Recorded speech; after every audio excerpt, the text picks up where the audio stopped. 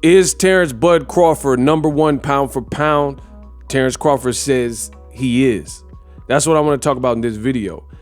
Quote, I actually know I'm number one. There are no ifs, ands, or buts about it. I've been number one for years in my eyes. When you ask any diehard boxing fan, they'll say Terence Crawford is number one. Everything that I've done thus far has shown that, stopping everybody in the welterweight division, never having a close fight, dominating every opponent that I ever faced. I'm moving up weight divisions and conquering them one after another. I feel like that goes hand in hand with being number one pound for pound fighter in the world, end quote. What up, Fight World? It's your boy Ego, and I'm back with some more boxing. There you have it, Terence Bud Crawford. He delivered that quote, and he feels that he is the number one. He told Showtime Boxing's podcast that he's number one. He's felt that way for years, and he has a case. You know, I'll say that he has a case of being number one. My thing is this. I agree Terence Crawford he's a handful. It's going to be hard to beat him. You're going to have to be a skilled fighter, or, you know, I'm not really considering like Father Time or something like that. But in terms of what he's displayed and stuff, he's a pill, you know, and he's a very good fighter. So I'm not mad that he feels that way about himself. I'm not mad if you put him number one pound for pound. I kind of feel a little bit conflicted. I would say it's between Errol Spence and Terence Crawford. I kind of have them 1A and 1B. That's why I want to see them fight so much. And it's needed for boxing, because if somebody pulls away, stops the other person, or just wins decidedly, then to me, that is the number one person in boxing in the sport. Yes, above Canelo, NOA, Usyk, and all that, because of the totality of that fight, right? The totality of that. They're two undefeated fighters. Like, you look at Usyk, him beating Joshua, that's dope, that's good. But to me, Joshua has always showed flaws. So it's not a surprise at all. And I actually picked Usyk to beat Joshua, and I was right. But he had already been knocked out by Andy Ruiz on a 5-week camp. So although it's a very good win, I'm not taking anything away from Usyk. It's just the cruiserweight division he did his thing. And, you know, and I got to speak with such a level of eloquence, because people will misconstrue and bend, flip, and twist my words and make it sound like I'm hating on him. I actually like Usyk. You know, he's doing his thing. But the cruiserweight division has never really had 5 or more stars all at the same time. It's always been like Evander Holyfield was real dope, or you have Usyk, or you have, you know, just a couple guys that seem to be real sturdy. And then usually they move up, the greats move up and go to heavyweight. And that's just kind of what I've seen. But the cruiserweight division, you know, David Haye, there's always been just a few guys. And then once you fight a couple fights, then there's probably not that much more for you to do at the highest of levels. So to me, cruiserweight's always been kind of that in-betweener type of weight class, where it's like below it, like a light heavyweight or heavyweight, or above it, you know what I'm saying? Below or above it has kind of showed and been more of a glamour division for me, where it's like multiple people that, like, okay, you could think of like light heavyweight. They had Adonis Stevenson. They had Alexander Usyk.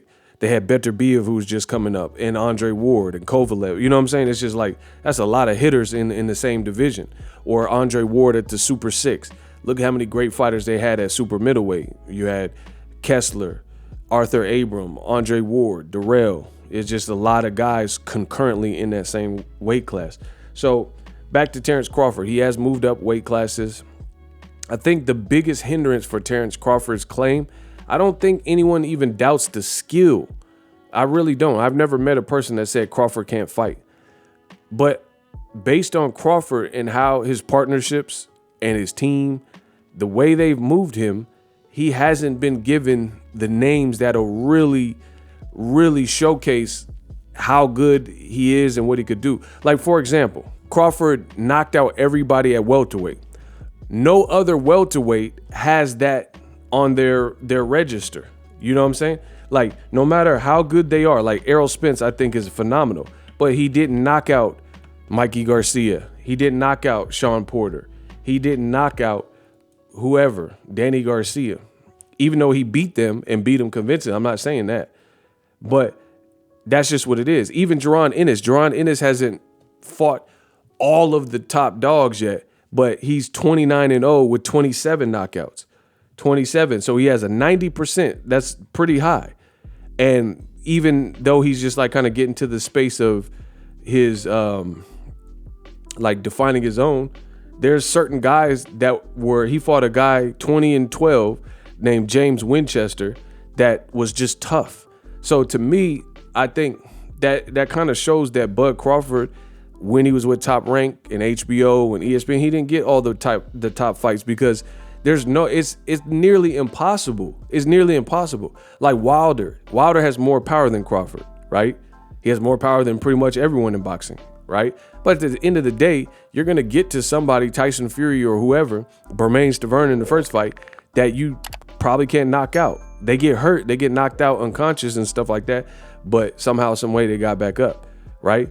Gervonta Davis recently had that with Isaac Pitbull Cruz, and he has this other guy that he fought. It wasn't a 10 or 12 rounder, but still, right? And that's just the reality of it. So the fact that Crawford has all knockouts is commendable, but it also shows that he hasn't been fed some of the limited, he has kind of limited names, you know what I mean? Because I would favor him to beat Mikey Garcia, but does he stop Mikey Garcia? Keep in mind, Mikey Garcia has been fighting. I'm not saying now. I'm talking about if he would have fought Mikey Garcia years ago, because I think Mikey kind of lost his passion after the Errol Spence fight. And I don't know how dedicated his mind was to boxing anyway. But he sparred with Pacquiao and Edwin Valero. So those would have been great fights years ago for Crawford to have. I would have picked Crawford to beat Mikey Garcia, and he beat him in the amateurs, but still seeing it and watching him stop him. Or even Sean Porter when he was a champion. These things matter because he wasn't. Sean Porter said he was retiring regardless. So, yes, he stopped everybody, but at the end of the day, you know, if you stop Virgil Ortiz Jr., you stop Jaron Ennis, you stop Conor Benn, you stop Errol Spence, then that will do more than anybody he stopped at welterweight. So, again, I'm not mad if you have Crawford #1 pound for pound because he has skills. But I think the missing link would be for him to do it against a big name that really, really solidifies. And then there will be no, if he stops Errol Spence, for example, then there's no argument because it's like Errol Spence met the same fate as the other Jose Benavidez. You know, if he moved up and fought Jermell Charlo like he keeps calling out, and he stopped him, then that ends all arguments. Like, okay, Charlo's never been stopped before, and he has a chin. Errol Spence never stopped before, and he has a chin. So I think that's the missing link for Crawford. I'm not mad that he's confident, that he puts himself #1. Again, it's kind of between Errol Spence and Terence Crawford. Canelo, he getting beat too much, and his fights, he's not really showing separation versus guys like Errol Spence and Terence Crawford. They do show separation in most of their fights. Let me know how I did in this video. Drop your thoughts in the comment section. As always, hate, comment, and subscribe to the next video. SLC, and I'm out. Introducing Super Thanks. Right here on the official Boxing Ego YouTube. Super Thanks allows you, the viewers, to show a little bit of extra gratitude, which enables me as a full-time content creator to push out the content you need in the world of boxing. Underneath all the videos, you will see a heart with the $sign in it. You can enter any amount that you find suitable as a super thanks. A brand new interactive and colorful way to get your comments highlighted and noticed by not only myself, but other people on the YouTube platform. Super thanks, a unique and cool way to show and applaud us full-time content creators. Hopefully you guys enjoy the content. Super thanks. The future is now. The Hibernation 5s by Kenichi Bear. Hybrid gaming and lifestyle headphones. Out of the box, you can connect to any console or PC, Bluetooth ready, with a low latency USB adapter, color RGB, and extreme bass mode. The Hibernation 5s adjust to you. Whether you need a gaming, travel, gym, or lifestyle headphones, the Hibernations got you covered. The new Hibernation 5s, link in the description. Customize the way you hear the world. Welcome to the nation.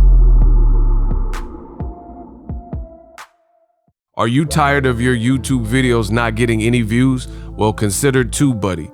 I've used TubeBuddy for years to scale up my YouTube channel. Now we're sitting over 200,000 subscribers. TubeBuddy is a browser extension that offers a ton of built-in productivity and time-saving services to take your channel to the next level. Use my link in the description to get started with TubeBuddy and level up your channel faster.